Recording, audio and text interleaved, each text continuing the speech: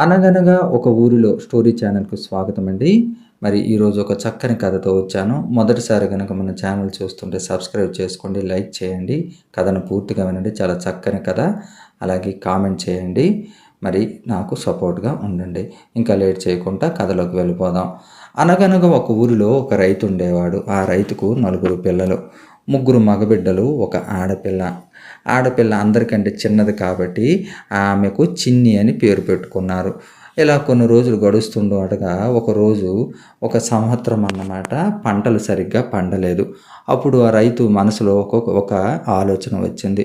తమకి తిండికి ఇబ్బంది పడుతున్నాం కదా, అమ్మాయిని బయట ఎక్కడైనా అడవిలో వదిలిపెట్టేద్దాం, ఎవరైనా తీసుకువెళ్ళి పెంచుకుంటారని చెప్పి ఆలోచన వచ్చి అమ్మాయికి తీసుకువెళ్ళి అడవిలో దగ్గర ముంచేసి వెళ్ళిపోతాడనమాట. ఆమెకు బోలెడన్ని పళ్ళు ఇస్తాడనమాట. జామ పళ్ళు, దానిమ్మ పళ్ళు, ఇంకా కర్బూజా పళ్ళు ఇవన్నీ ఇచ్చేసి, అమ్మ ఇక్కడే నువ్వు కూర్చో, నేను మళ్ళీ వస్తానని చెప్పి వెళ్ళిపోతాడు. ఎంతసేపటికి రాడు.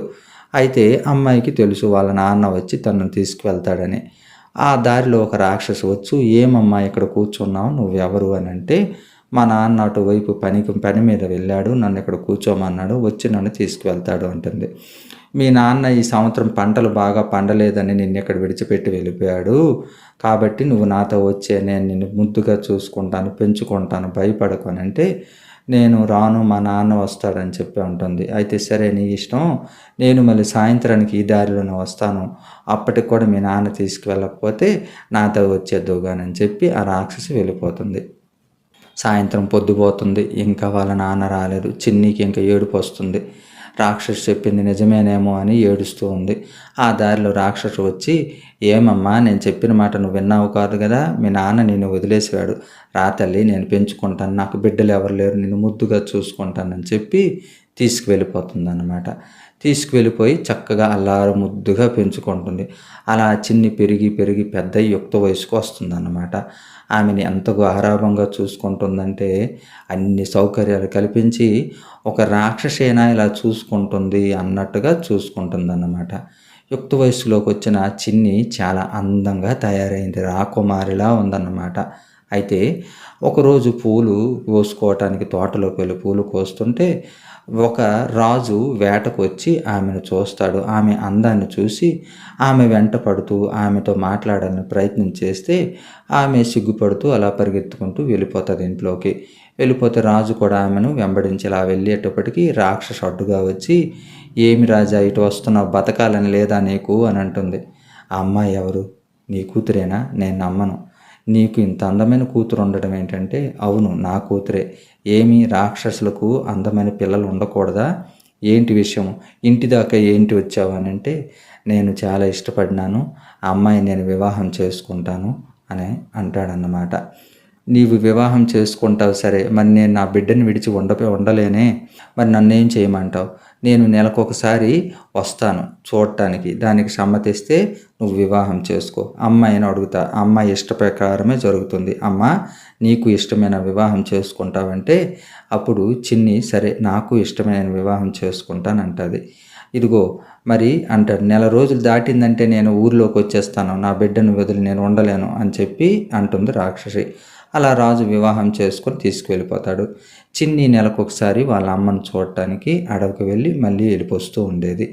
ఇలా కొన్ని రోజులు గడిచినాక ఆమె చిన్నమ్మ రాణి అని అందరూ చాలా మంచిగా పిలుచుకునేవారు. చాలా బీద వాళ్ళని అందరినీ చక్కగా చూసుకునేది. ఎందుకంటే తనకు చిన్నప్పుడే తన తండ్రి వదిలి వెళ్ళిపోయాడు కదా, కాబట్టి బీద వాళ్ళంటే ఆమెకు చాలా గౌరవం, అభిమానం అన్నమాట. ఇలా ఉండగా అన్నలకు తెలిసింది, అడవిలో ఉన్న చిన్ని ఆమెను రాజు వివాహం చేసుకున్నాడని. రాజ్యానికి వస్తారు. అక్కడ రాజు భటులు చూసి, ఆ మహారాణి మీ చెల్లెలేంటి, పొండి అని అంటారు. వాళ్ళు ఎంత చెప్పినా వినిపించుకోరన్నమాట.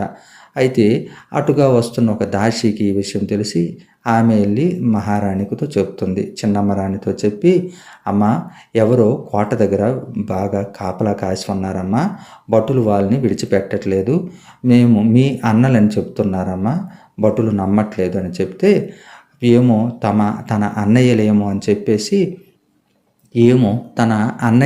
అని చెప్పేసి చిన్నమ్మ రాణి పరిగెత్తుకుంటూ వెళ్ళి ఆ భటులను చూసి వాళ్ళను విడిచిపెట్టండి అని అంటే విడిచిపెడతారు. వాళ్ళు అప్పటికి పెద్దవాళ్ళు అయిపోయారు. ఆమె గుర్తుపట్టలేదు, వాళ్ళు కూడాను గుర్తుపట్టలేకపోయారు. చిన్నప్పుడు కదా వెళ్ళిపోయింది. అయితే అప్పుడు చెప్తారా, నాన్న నిన్ను అడవిలో వదిలేశాడమ్మా, మేము అన్నయ్యలము. తర్వాత సంవత్సరం పంటలు బాగా పండితే నాన్న నిన్ను మళ్ళీ ఇంటికి తీసుకొస్తానని వచ్చాడు, కానీ నువ్వెక్కడా కనిపించలేదు. నిన్నే గుర్తు చేసుకుంటూ ఏడుస్తూ ఏడుస్తూ నాన్న ఇప్పుడు మంచాన పట్టాడు తల్లి, నువ్వు ఒక్కసారి వచ్చి చూస్తే బాగుంటుందని అంటే, ఆహా అంత పని అయిపోయిందా, నేను తప్పకుండా వస్తానన్నయ్య అని వాళ్ళకి అందరికీ చక్కగా రాచ మర్యాదలు చేసి చక్కగా పట్టు పట్టలు అన్నీ కట్టి చక్కగా గౌరవ మర్యాద రత్నాలు బంగారము వజ్రాలు వైడూర్యాలు కానుకలకు ఇచ్చి రథాలతో వాళ్ళను ఇంటికి పంపిస్తుంది.